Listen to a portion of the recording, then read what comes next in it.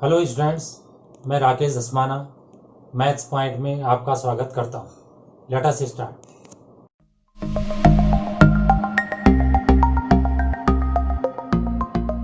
Twelfth mathematics में देखिए, differential equations के अंतर्गत एक्सरसाइज 9.4 में हम क्वेश्चन नंबर 15 से करेंगे और 23 तक करेंगे। क्वेश्चन नंबर 15 देखिए, find the equation of a curve passing through the point 0 0 and whose differential equation is y dash equals e to the power x sin x। तो इसमें आप देख रहे होंगे कि y dash e to the power x sin x given है, तो इसको हम इंटीग्रेट करेंगे तो y dash का इंटीग्रेशन y हो गया और इसमें मैंने इंटीग्रेशन का साइन लगा दिया और प्लस सी कर दिया। अब इसका इंटीग्रेशन हमें करने के लिए इसको i मानना पड़ता है, फिर हम इसमें प्रोडक्ट रूल मीन्स पार्ट्स लगाते हैं आइलेट के अकॉर्डिंग। आइलेट के अकॉर्डिंग जो है ट्रिग्नोमेट्रिक पहले आएगा, एक्सपोनेंशियल बाद में आएगा, इसलिए हम साइन एक्स को फर्स्ट मानेंगे, इसको सेकंड मानेंगे। वो अलग बात है कि इस क्वेश्चन में तो उल्टा मान के भी सही आ जाता है, पर फिलहाल हम नियम से ही चल रहे हैं। तो ये हो गया first integral of second minus differential of first integral of second.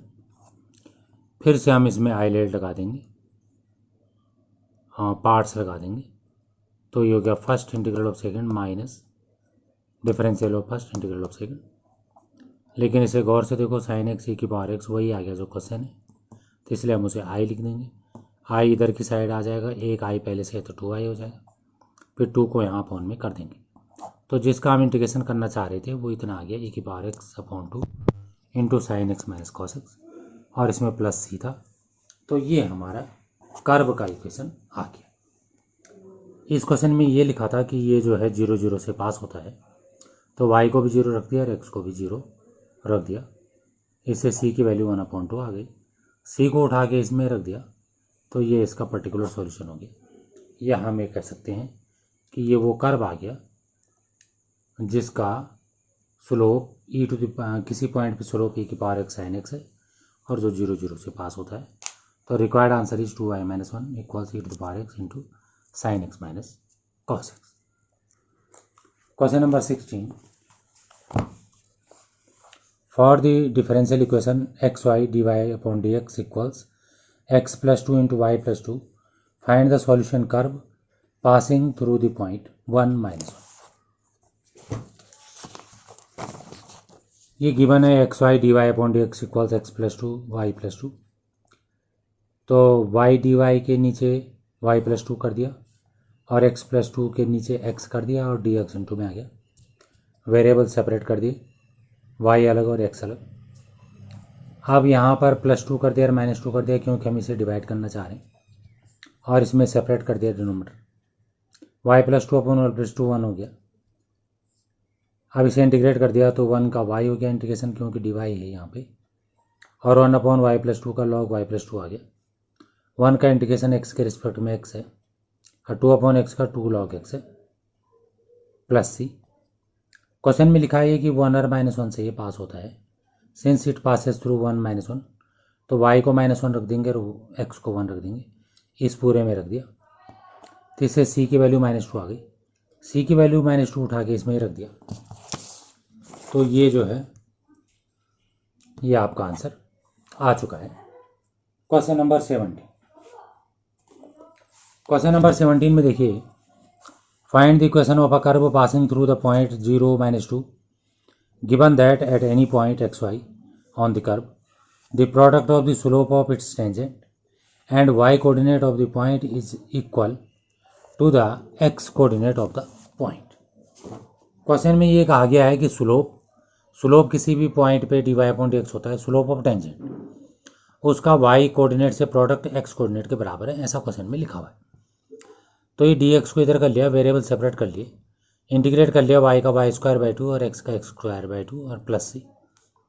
Question में लिखा है कि ये जो कर्व है 0 - 2 से पास होता है, तो y को -2 रख दिया और x को 0 रख दिया, तो c की वैल्यू 2 आ गई। तो रिक्वायर्ड कर्व ये आ गया, c हमने वापस रख दिया, सिंपलीफाई कर लिया, तो y² - x² = 4। पहचान रहे होंगे आप, हाइपरबोला आ चुका है। Question number 18। At any point xy of a curve, the slope of the tangent is twice the slope of the line segment joining the point of contact to the point -4 -3. Find the equation of the curve given that it passes through -2 and 1. तो slope of tangent जो है dy/dx होता है और दो point को जोड़ने वाली लाइन का जो स्लोप होता है वो y2 - y1 upon x2 - x1 होता है। यहाँ पर दो पॉइंट दे रखे हैं, एक तो पॉइंट ऑफ कांटेक्ट है xy और एक पॉइंट -3 और -4 है। इन दोनों पॉइंट को जोड़ने वाली लाइन का जो स्लोप है उसका डबल टेंजेंट के स्लोप के बराबर क्वेश्चन में गिवन था, तो हमने यहाँ पे कर दिया। तो dy/dx आ गया twice of y+3/x+4। Variable separate कर दिया और इंटीग्रेट कर दिया। इंटीग्रेट करने के बाद +c लगा दिया। क्वेश्चन में लिखा है कि ये कर्व -2 और 1 से पास होता है, तो जहाँ y है वहाँ 1 रख दिया और जहाँ x है वहाँ -2 रख दिया। c की वैल्यू 0 आ गई। c को उठा के वापस इस कर्व में रख दिया। रखना ही क्या है, c 0 है और सिंप्लीफाई कर दिया, तो ये आपका आंसर आ गया। अब आप देखिए क्वेश्चन नंबर 9। क्वेश्चन नंबर 19 में क्या लिखा हुआ है, पहले हम उस पर विचार करेंगे। The volume of spherical balloon being inflated changes at a constant rate if initially its radius is 3 and after 3 seconds it is 6 units.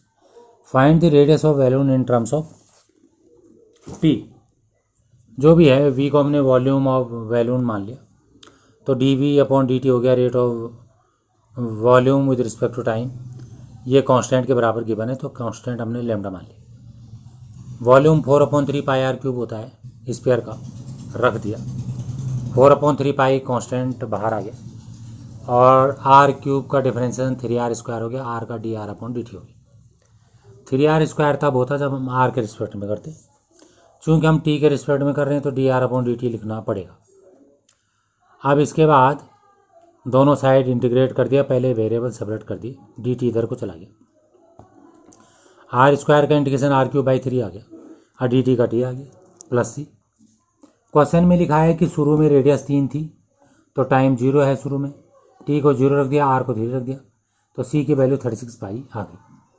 Question में एक चीज़ और लिखी है कि 3 सेकंड के बाद रेडियस 6 रख दिया, तो यहाँ से जो है सिंप्लीफाई कर लिया तो लैम्डा की वैल्यू भी आ गई। अब लैम्डा और c की वैल्यू उठा के इस इक्वेशन में रख दिया। अब केवल सिंप्लीफाई करना है। सबसे पहले मैंने पाई काट दिया, उसके बाद मैंने 4 से डिवाइड कर लिया पूरे को, उसके बाद 3 का इधर इंटू कर लिया और एक क्यूब का यहाँ क्यूब रूट हो गया। This is the required answer.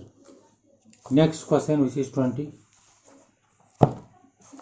In a bank, principal increases continuously at the rate of r% per year. Find value of r if rupees 100 double itself in 10 years. Log 2 is given 0.6931. अब ऐसा मत सोचना कि log 2 तो 0.3010 होता है, वो तब होता है जब 10 बेस पे हो। यहाँ पे e बेस पे गिवन है 0.6931। अब हम क्वेश्चन पे बात करते हैं। तो प्रिंसिपल का रेट dp/dt हो गया, वो r/100, r% दे रखा है p के। अब dp/p हो गया r/100 dt, dp/t का इंटीग्रेशन log p हो गया। आप चाहो तो यहाँ इंटीग्रेशन का साइन बना सकते हैं और dt का इंटीग्रेशन t हो गया। r यहाँ पे कांस्टेंट है, t जो है 0 होने पर p 100 है, रख दिया इसमें, तो लैम्डा की वैल्यू log 100 आ गई। उसको उठा के इक्वेशन में रख दिया, तो ये वाली लाइन हमें मिल गई है। log 100 और log 200 को एक साथ कर दिया, log m - log n log m/n हो गया। यहाँ से r की वैल्यू 10 log 2 आ गए। log 2 क्वेश्चन में गिवन था, मल्टीप्लाई कर लिया और 2 डिजिट तक इसे राउंड ऑफ कर दिया, तो this is the required answer. Question number 21। लगभग क्वेश्चन है जैसे ऊपर वाला था। In a bank principal increases continuously at the rate of 5% per year. An amount of ₹1000 is deposited with this bank. How much will it worth after 10 years given e to the power 0.5 equals 1.648। अगर इस type के question में value नहीं दी होगी तो table दी होगी, log table आप मांग सकते हैं। Anyway D P upon D T equals 5/100 P, तो D P upon P equals हो गया 1/20 डी टी। इंटीग्रेट कर दिया। इंटीग्रेट करने के बाद शुरू में जो है 1000 रुपये रखे गए थे जब टाइम 0 था, इसमें रख दिया पी को 1000 रख दिया, टी को 0 रख दिया, तो लेमडा की वैल्यू log 1000 आ गई। इसको उठा के इसमें रख दिया, तो लेमडा को रख दिया, तो ये इक्वेशन आ गई। हमने जो है 10 साल बाद पी निकालना है, तो सीधे सीधे टी को 10 रख देते हैं, तो इससे ये लाइन प्राप्त हो गई। लॉग इधर आके ई की पावर हो जाता है, 1/2 को 0.5 रख दिया, ई की पावर 0.5 दे रखा था। अब ये 1000 नीचे है अपॉन में, तो इंटू में चला जाएगा, तो आंसर आ जाएगा 1648। इतना रुपीज़ आंसर आ गया। Next question which is 21। तो ये हो ही गया है। अब आप इसमें देखिए क्वेश्चन है 22। In a culture the bacteria count is 1,00,000 1 lakh.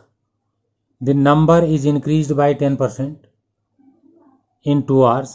In how many hours will the count reach 2 lakhs if the rate of growth of bacteria is proportional to the number present? तो अब आप इसमें देखिए, पिछले question का पहले मैं ये बात तो हो ही चुकी है। डी पी अपॉन डी, ये क्वेश्चन नंबर 22 है। D P upon D T जो है वो रेट ऑफ पॉपुलेशन प्रेजेंट के प्रोपोर्शनल था, और प्रोपोर्शनल हट गया तो कांस्टेंट लग गया। वेरिएबल सेपरेट कर दिया और इंटीग्रेट कर दिया। शुरू में जो बैक्टीरिया थे वो 1 लाख थे, तो पी के बदले 1 लाख रख दिया और टी को 0 रख दिया, तो सी आ गया। सी को उठा के इसी में रख दिया और लॉग, दोनों लॉग सेम साइड कर दिया, log M minus log N, log M upon N कर दिया। 2 घंटे बाद कितना होगा, तो टी को 2 रख देंगे, और पी जो है 10% बढ़ रहा है 2 घंटे बाद, ऐसा लिखा है, तो इनिशियल प्लस इनिशियल का 10%, तो 2 घंटे बाद इतना हो जाएगा। इसका मतलब इस इक्वेशन में टी को 2 रखना है और पी को ये रखना है जो नई वैल्यू है। यहाँ से लेमडा की वैल्यू आ गई, लेमडा की वैल्यू उठा के इसी में रख दी, इस वाले में, और इसे सिंप्लीफाई कर दिया, तो टाइम टेकन ये आपका आ चुका है। Next question which is 23। The general solution of the differential equation dy upon D X equals E to the power X plus Y is, तो इसमें जो है वेरिएबल हम सेपरेट कर देंगे, E to the power X into E to the power Y हो जाएगा, इसे सेपरेट कर देंगे और ये इजीली इंटीग्रेट हो गया, तो ये हमारा ए ऑप्शन से मैच हो रहा है। यहाँ पर हमें ये नहीं सोचना कि सी इधर लिखें, कहीं भी लिखें। अगर मान लो आप सी को यहाँ लिखते हैं और ऑप्शन से मैच नहीं हो रहा, मान लो इतना बराबर -c है और ऑप्शन में +c है, तो इससे फ़र्क नहीं पड़ता, क्योंकि -c is a constant plus c is also constant. Thanks. अगर आपको वीडियो पसंद आई हो तो इसे लाइक करें, शेयर करें, सब्सक्राइब करें, और लेटेस्ट वीडियो जानने के लिए बेल आइकन को प्रेस करें। और अगर आपका कोई डाउट हो तो फीडबैक में मुझे शेयर करें। थैंक्स।